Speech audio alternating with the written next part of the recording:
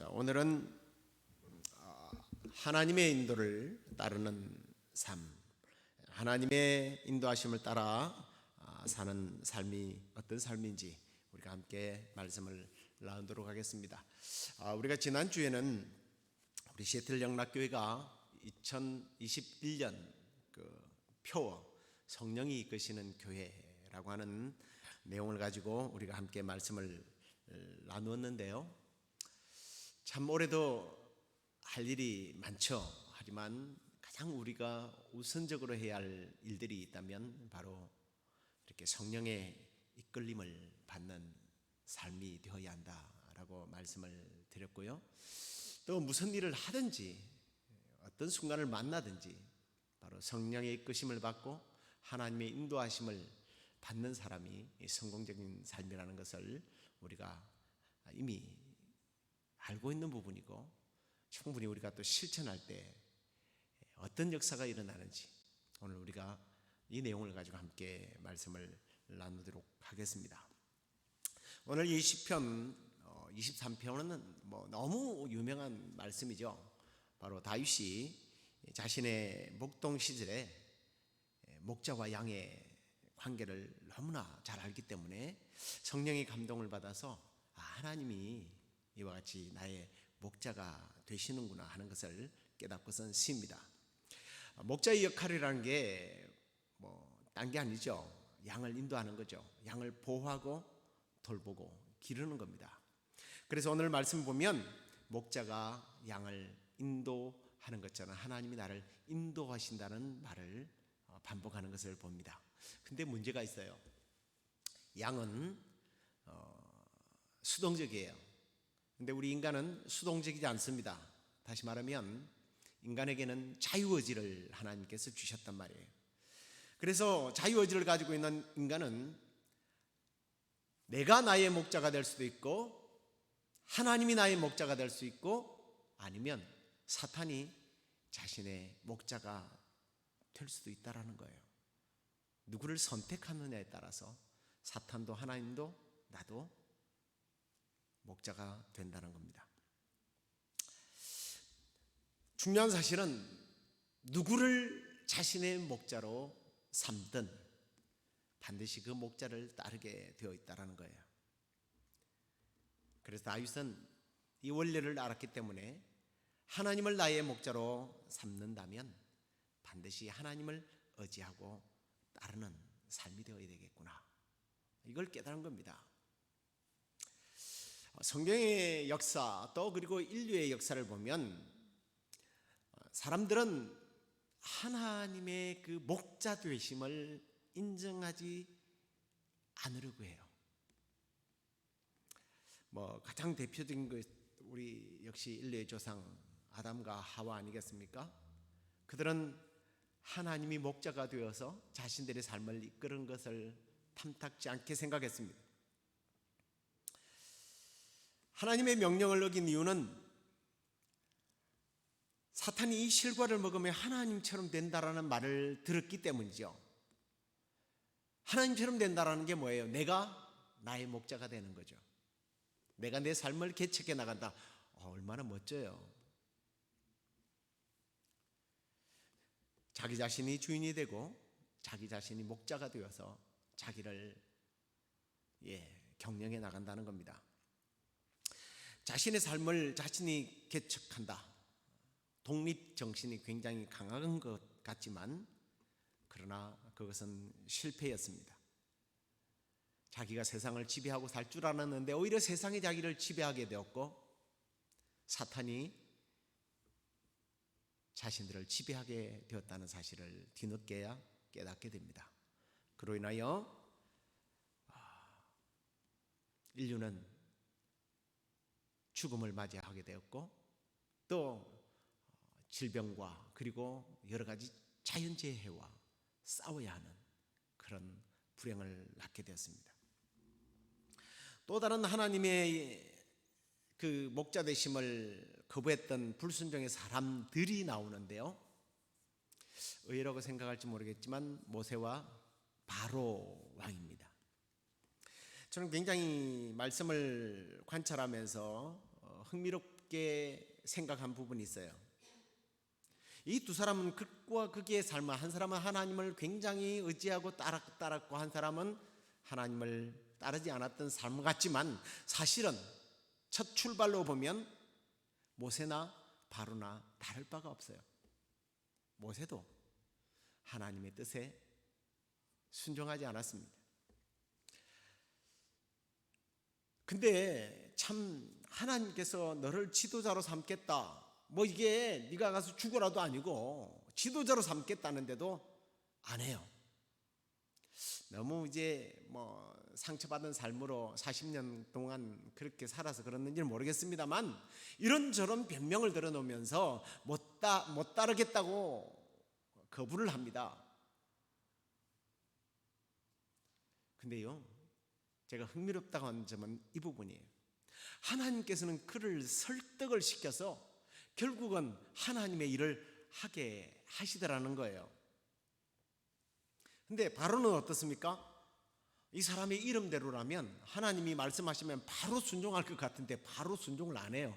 그래서 이름이 바로인지는 모르겠습니다만 순종을 안 합니다. 그래서 하나님께서 10가지 재앙을 내립니다. 하나님께서 계속 찾아가서 그에게 내 백성을 돌려보내라고 그렇게 모세를 통해서 딜을 하지만 안 해요. 근데 흥미로운 부분이 참 성경에는 참 많은데요, 모세는 거절할 때에 기적을 보여주시면서 설득을 하고 말을 못한다니까 너 형을 붙여줄게 이러면서 설득을 하는데 바로는요 10가지 재앙을 다 겪도록 해요.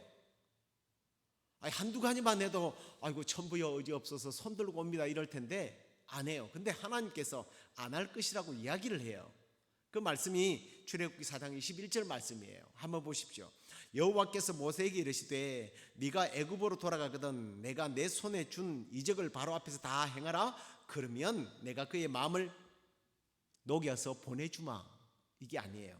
완악하게 한 적. 옛날 성경에 보니까 강팍하게 했다. 발음이 참 힘든데 이제 완악이라고 했는데 완악하게 해서 백성들을 보내주지 않을 것이다라고 하나님 이야기해요. 그리고 이제 재앙이 떨어지지 않습니까? 그런데 그 재앙이 내릴 때마다 주석이 하나 붙어요. 그게 뭐냐면 그가 마음이 완악하게 되었는데 여호와의 말씀과 같았더라. 하나님께서 계속해서 그의 마음을 악하게 만든 거예요. 왜 이런 일이 일어났을까? 여기서 우리는 다시 한 번 더 하나님의 그 선택과 그 섭리의 오묘함을 우리는 또 발견하게 됩니다.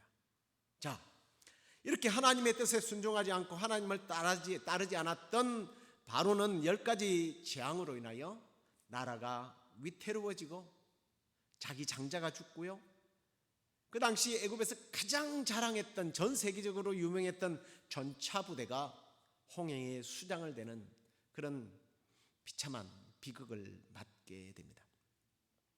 그래요. 성경의 역사를 보면 하나님을 목자로 삼는 사람과 하나님을 목자로 삼지 않고 자기가 신이나 사탄을 목자로 삼는 사람들의 그 최후는 너무나 대조적인 삶을 산다는 것을 우리는 성경을 통해서 또 인류의 역사와 우리의 삶의 경험을 통해서 깨닫게 됩니다. 우리 조상들이 그런 말을 했어요. 순천자는 흥하고 역천자는 망한다. 하늘의 순리에 따르는 사람은 잘 되고 하늘의 뜻에 거절하는 사람은, 거역하는 사람은 망한다는 그런 말을 했습니다. 오늘 시편 23편이 바로 이 진리를 분명하게 말씀해 주는 부분이에요. 시편 23편은 하나님을 자신의 목자로 삼는 사람에게 하나님께서 어떻게 하시는지에 대한 내용을 보여주고 있단 말이에요. 먼저 1절 말씀을 보시겠습니다. 여호와는 나의 목자시니 내게 부족함이 없다.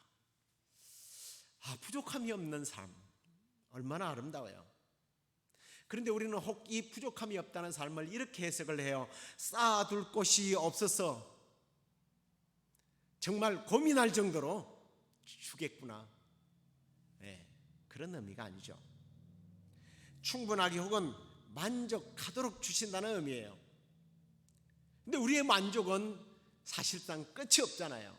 그래서 예수님께서 사실은 주기도문을 통해서 그 만족의 정의를 이렇게 말씀하십니다. 일용할 양식을 주옵소서. 일용할 양식이에요. 그러면 일용할 양식은 인색하게 오늘 하루 먹고 내일은 그러면 뭘 먹지 하는 게 일용할 양식인가? 그게 아니에요. 매일 먹을 만큼 풍성하게 주신다는 거예요. 다른 말로 말하면 모자람이 없이 우리의 필요를 채우시는 분이라는 거예요. 그래서 사도 바울은 이 원리를 알았기 때문에 나는 자족한다라는 말을 합니다. 이 자족은 하나님의 신실하심을 믿기 때문에 어떤 상황에서도 만족하는 것을 말하는 거거든요. 뭔가가 부족할 때 하나님께서 이렇게 부족하게 하신 이유를 생각하게 되고 깨닫게 되는 게 사실은 자족이에요. 나의 부족함이 오히려 나에게 유익이 되는구나. 이게 자족이란 말이에요. 이게 부족함이 없으리로다라고 하는 말이에요. 부족해도 부족하다고 원망불평하지 않는 단계를 말해요. 만족하고 자족하는 그런 삶을 말해요.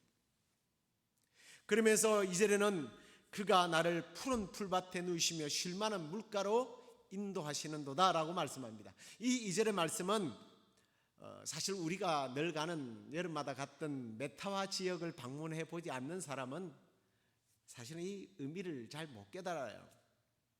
여기서 푸른 풀밭이라고 하는 게 우리 지금 워싱턴 쪽 이 서쪽 지역에 뭐 비가 많이 와서 어디를 보아도 푸른 색깔인 이 그린벨트 지역이 말이 아니에요.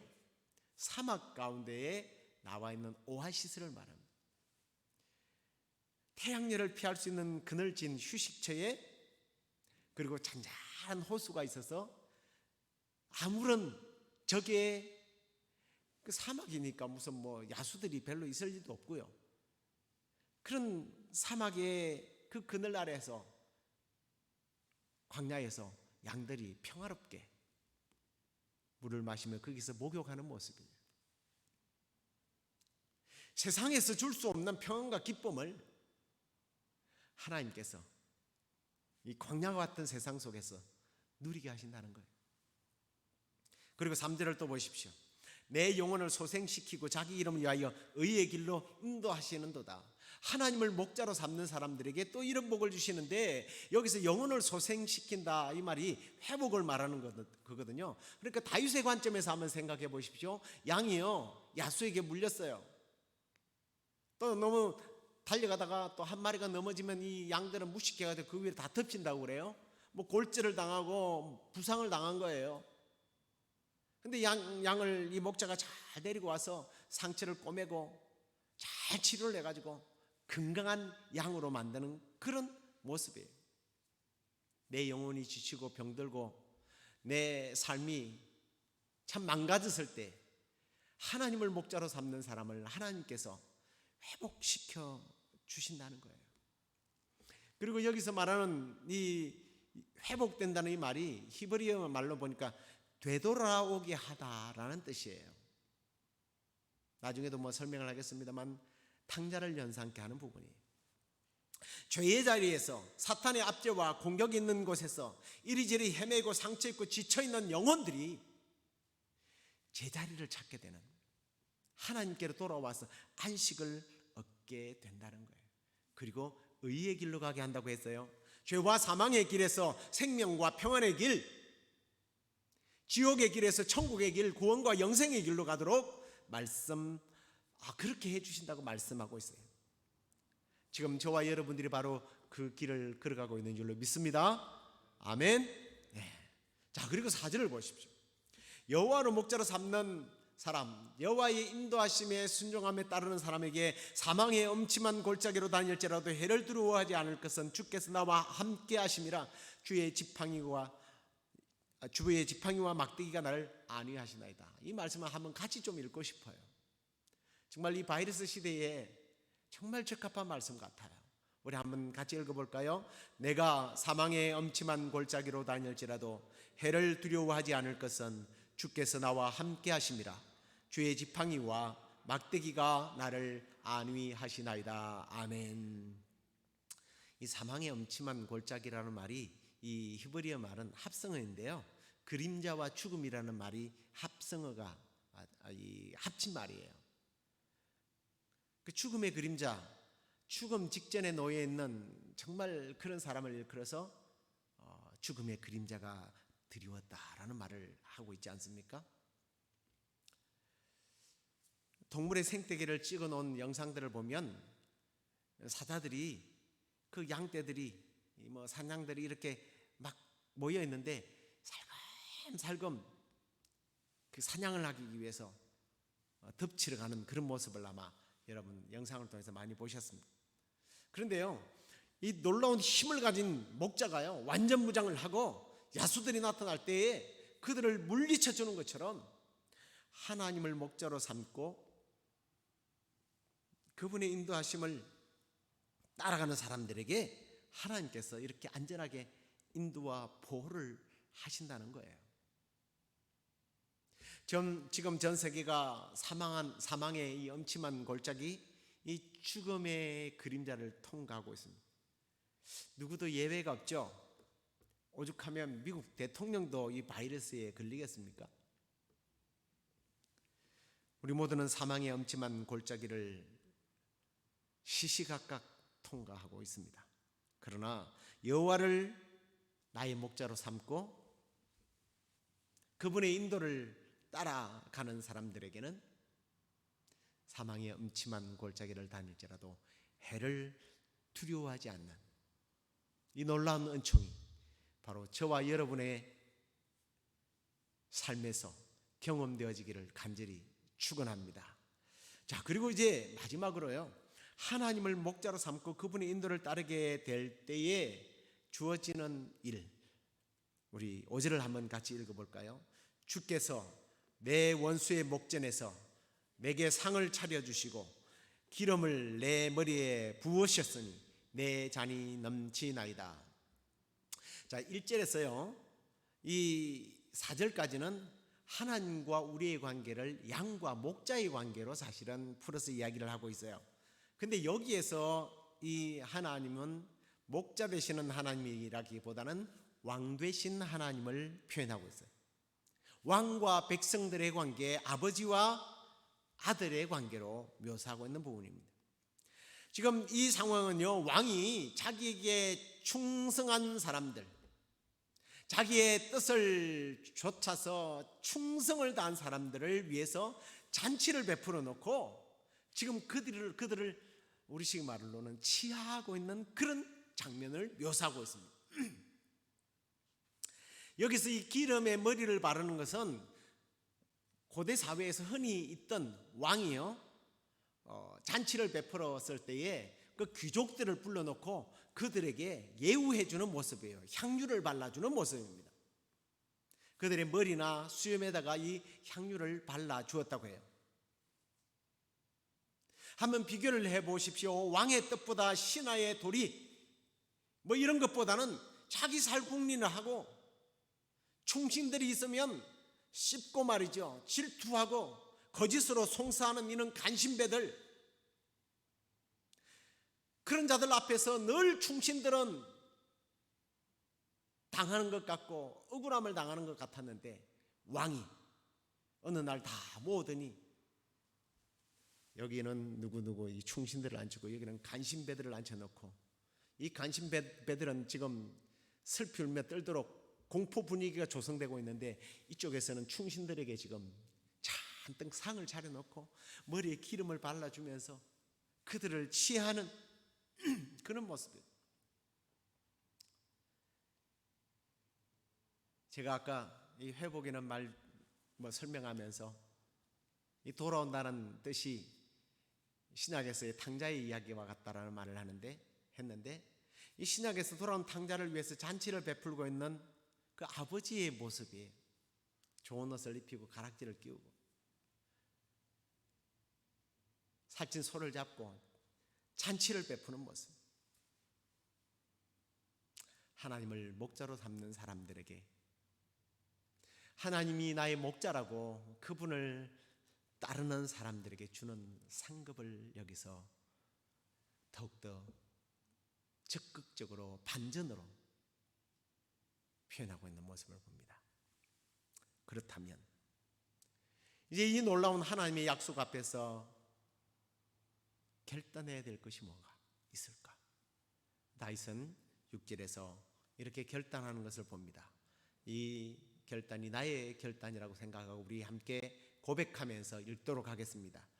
내 평생의 선하심과 인자하심이 반드시 나를 따르리니 내가 여호와의 집에 영원히 살리로다. 아멘. 나의 평생의 선한 목자 되심, 그 인자하신 목자, 나의 생각과 그동안의 나의 눈물과 나의 땀과 수고를 아시는 왕이신 하나님께서 나와 함께 하시기 때문에 나도 여호와의 집에 영원히 살 것이다. 내가 여호와의 집에 영원히 산다라는 것, 이게 어떤 의미겠습니까? 하나님과 동행하는 삶이에요. 더 구체적으로는 예배하는 삶이에요. 하나님을 왕으로, 하나님을 주인으로, 하나님을 나의 목자로 삼고 끝까지 따르겠다고 하는 결단입니다. 제가 초기에 말씀드렸습니다만 세상은 점점 하나님을 대적하고 하나님을 거부하는 것이 마치 멋진 삶을 사는 것과 같은 것으로 착각하는 시대를 우리는 살아가고 있습니다. 지난주에 충격적인 기사를 읽었습니다. 여러분들도 민감하신 분들은 보셨을 겁니다. 한번 올려주시겠습니까? 혹시 이 내용을 보셨습니까? 이건 조선일보의 내용이에요. 나중에 기독교 신문들에도 이 내용에 대해서 언급을 했습니다만 일반 세상신문인 조선일보에서 보도한 내용이에요. 미 하원의원회에서 3일날 새 회기를 기원하면서 보통 기도를 합니다. 근데 10번인가 당선했던 그 에마뉴엘 클리버라고 하는 사람이 있는데 이 의원은 연합감리교회 목사예요. 그는 예수 그리스도의 이름 대신에 다른 믿음의 많은 이름들을 믿음의 대상되는 그 신들의 이름을 부르면서 기도를 했습니다. 힌두교 신 브라마를 유일신인 브라마 이름으로 간구합니다라는 말까지 할 정도였습니다. 나중에 이게 문제가 되니까 처음에는 내가 하나님의 이름으로 기도했다, 예수의 이름으로 기도했다, 이게 무슨 의미가 있어요? 그리고 더욱더 기가 막힌 거는 마지막으로 에이멘, 아멘으로 끝내지 않고 아멘 그리고 우먼, 에이우먼. 이건 정말 화가 나더라고요. 이게 진짜 목사 맞았나? 이 아멘이라는 말이 기독교 말이 아니에요. 그냥 히브리어의 말이에요. 진실합니다, 그렇게 될 줄 믿습니다라는 말이 나중에 이게 라틴어가 되고 영어로 된 거거든요. 하나님이 왜 남자와 여자를 창조하셨는지 이 창조 질서를 깨트리기 위해서 만든 신종어예요. 해프닝이 아니에요. 심지어는 민주당 낸시 펠로시 연방 하원의장이요, 젠더 이데올로기에 따라서 아빠, 엄마 이걸 앞으로 못 부르도록 하기 위해서요, 그런 표기조차 하면 안 되는 법을 만들려고 상정을 하고 있어요. 무슨 시대를 우리는 살아가고 있습니다. 이 세대는요, 창조주 하나님을 인정하지 않는 시대예요. 여호와를 나의 목자로 삼는 사람이 죄송합니다만 바보 병신 취급을 받는 시대를 지금 우리는 살아가고 있어요. 미국이 대국이고 미국이 우리의 안전을 지켜주고 미국이 우리의 삶을, 우리의 미래를 쉴만한 물가로 사망의 음침한 골짜기를 다니지 않도록 보호해주는 나라가 아니에요. 점점 더 심해질 겁니다. 하나님이 목자가 아니라 자기가 목자가 되려고 해요. 근데 알고 보니까 다 그건 사탄의 계략이에요. 지금 모두가 하나님을 거부하는 이 시대에 저나 여러분 모두가 다윗처럼 하나님을 나의 목자로 삼겠다고 결단하고 선포하고 하나님만 목자로 삼고 그분을 따라갈 수 있기를 간절히 소망하고요. 간절히 바랍니다. 그럴 때 부족함이 없는 삶, 오아시스의 삶, 회복과 치유를 경험하게 되고 사망의 그림자 앞에서도 결코 해를 받지 아니할 것이며 왕 되신 하나님께서 이 땅에 예수 그리스도를 통해서 심판하러 오시는 심판의 왕으로 오시는 그날 분명히 양과 염소가 분류가 되듯 그 심판대 앞에서 지옥불에서 울며 이를 갈며 고통스럽게 죽는 자들 앞에서 하나님께서는 큰 상을 차려놓고 우리를 귀족 대접하시면서 내 사랑하는 아들아, 내 사랑하는 딸아 품어주실 거예요. 그날을 바라보며 성령의 이끄심을 따라서 여호와를 나의 목자로 삼고 따르는 저와 여러분의 삶이 되기를 주의 이름으로 축원합니다.